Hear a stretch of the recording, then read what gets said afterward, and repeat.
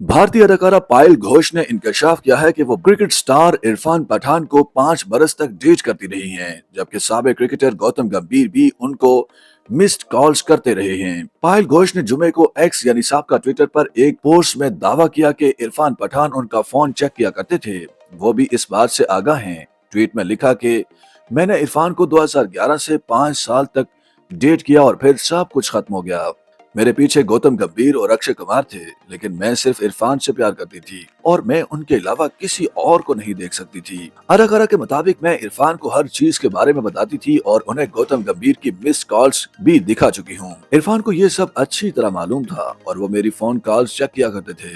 जब मैं एक डोमेस्टिक मैच के दौरान पुणे में इरफान से मिलने गई तो उन्होंने अपने भाई यूसुफ पठान, हार्दिक पांड्या और करुणल पांड्या के सामने भी इन बातों का जिक्र किया। पायल घोष ने मजीद लिखा कि जब मेरा इरफान पठान से ब्रेकअप हुआ तो मैं बीमार हो गई थी और कई बरस तक काम नहीं कर सकी।